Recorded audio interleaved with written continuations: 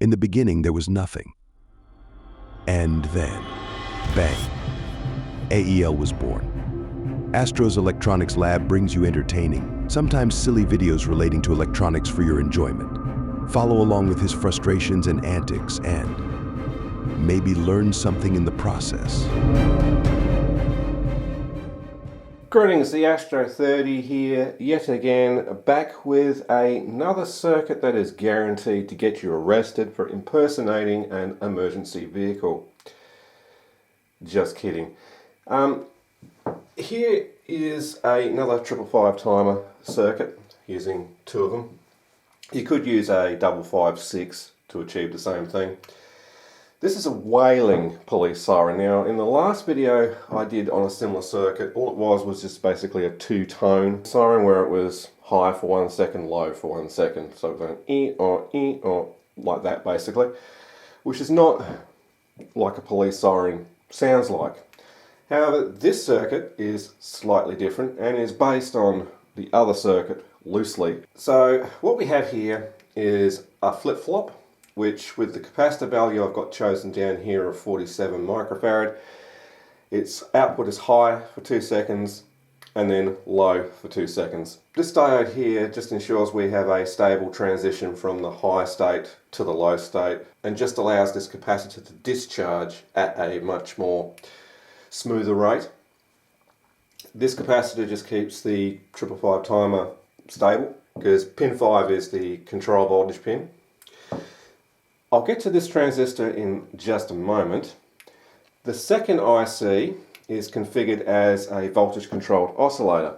So we have the control voltage pin being driven by this transistor, and this 33 nanofarad capacitor will give us an output frequency of roughly 1.6 kilohertz when driving the speaker directly. The thing is, if we vary the voltage on this pin between, say, the positive rail and the negative rail, well, the more negative pin 5 goes, the higher the pitch becomes. The more positive the voltage is, the lower the pitch will be. Until a certain point when you come within like a volt of the supply rail, then the thing stops oscillating altogether. That brings us back to this transistor. So the output of this flip-flop is driving the base of this transistor, which is basically configured as a emitter follower. When this voltage is high, then the output voltage becomes lower. So that will give us the lower end pitch of the voltage controlled oscillator until this switches to 0 or ground. Then this capacitor slowly discharges back through the transistor, slowly rising the pitch back up again. And then the process repeats when this flips back on to high. So if this capacitor here was removed, then we would get that two-tone sound state of do, do, do, etc. So we can also experiment with these two capacitors, which I've made even, so you get an even rise and an even fall time. And the lower the capacitance is, the quicker the voltage-controlled oscillator will be oscillating at. So I've got it breadboarded up. We're going to, test it out, see how it works. I haven't got the speaker directly connected to the output. I've actually got it connected to an external amplifier so I can control the volume coming out of the speaker so it's not totally obnoxiously annoying. And this will basically be the last video on this type of circuit until I actually have a PCB made for it, and I do actually have a PCB designed for it. But we're going to go through and test it, and I'm going to do some scoping and stuff, and we'll just see, how well the circuit works. And there's the circuit breadboarded up there. Ignore everything up this top end, it's not relevant. It was just other experiments I was doing on the same thing. Now, the output's over here, so that's going off to my external amplifier, and I do have an oscilloscope probe connected to it as well. But the power supply is set at 9 volts. I do have bulk filtering here. Now, if you remove this capacitor, the frequency of this flip-flop changes. It becomes actually a little bit faster. That's only because of the long supply lead run back to the power supply and probably noise being on the circuit. So I haven't shown this on the schematic, but on the final PCB this is actually included. Right, I need to turn some stuff on. So I'll turn the power supply on.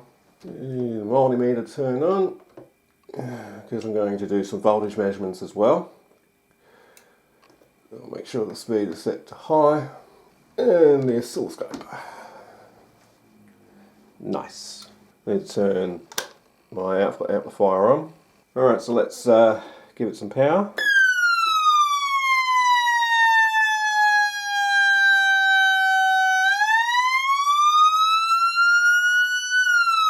And there we go there.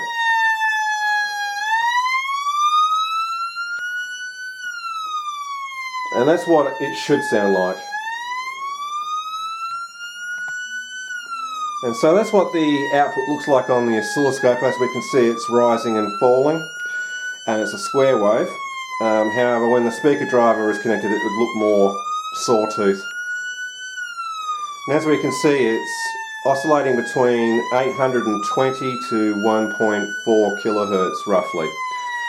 Now I'm going to kill that, because that's kind of annoying. But we did notice one other thing, that when the circuit was first started, it proceeded to be a high pitch and then fall down to a low pitch. Well, that's because of that transistor. And the fact that the first 555 timer circuit here would be in the high state as soon as the supply is turned on. Now remember, the PNP transistor requires a negative at its base to turn on. So because the output signal is high, well, the transistor is going to be off. And speaking of that transistor, if I restart the circuit,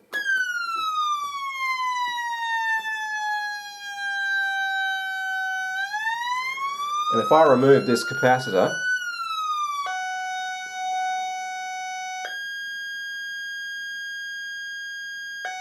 there we go. Without the capacitor installed, we can see that the lowest frequency is 745 Hz and the upper is 1.62 kilohertz. So I'm going to kill that again because it's annoying. So there we have it there. That's what it would do without this other capacitor installed between the base and ground. Now we're going to change the capacitor values to get a different oscillation speed. So I've swapped out the first 47 microfarad capacitor for a 4.7 microfarad capacitor, and the one that goes between the base pin and the collector pin on the transistor has been still removed. So let's turn the power on.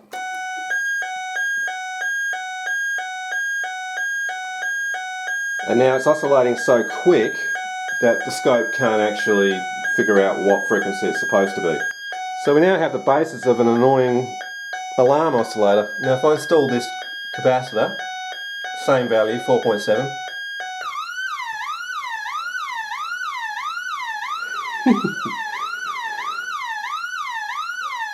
Okay, so now if I change this to 1 microfarads on this one, and take this one back out, I do have another 1 microfarad around. It's a 400 volt cap, but it'll do. Cool. So now I need to install this capacitor.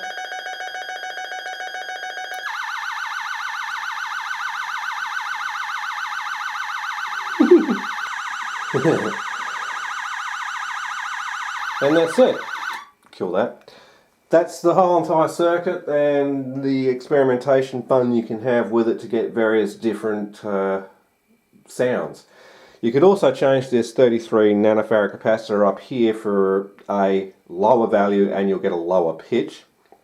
If you say put this to a 1 nanofarad, then you're going to get around about probably the 400 Hertz mark, and in the higher state probably closer to 900, something like that. So it'd be much lower in pitch. Conversely, if you lower the capacitance lower than 33 nanofarad, the pitch will go higher to the point where it'll be probably, ear piercing, to the point where you don't want to be in the same room as it. So anyway, what I'm going to do now is I'm going to put the circuit back to its original configuration, and we're just going to take a voltage measurement of this control voltage coming out of this transistor just to see what it's doing. Alright, I've got the multimeter hooked up across the emitter and the ground of that transistor. Turn the supply on. 8.4 volts versus 1.5 volts.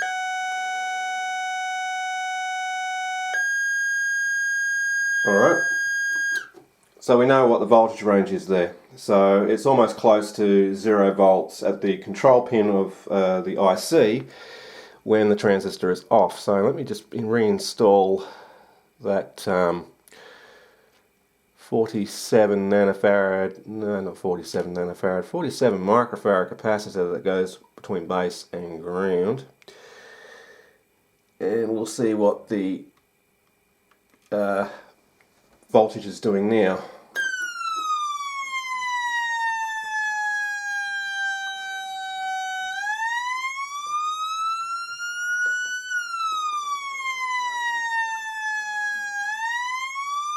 Varying between 2.5 volts and 7.5, thereabouts. Very good. So now I hope you have a basic understanding of how this circuit works and how you can play with it and modify it to suit your own tastes.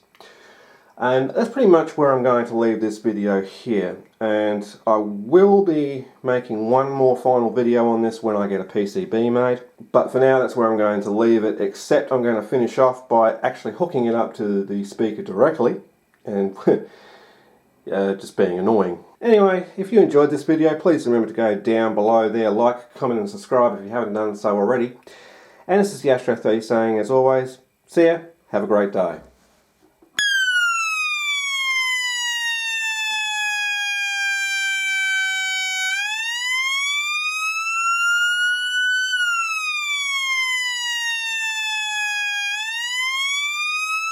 That is quite loud.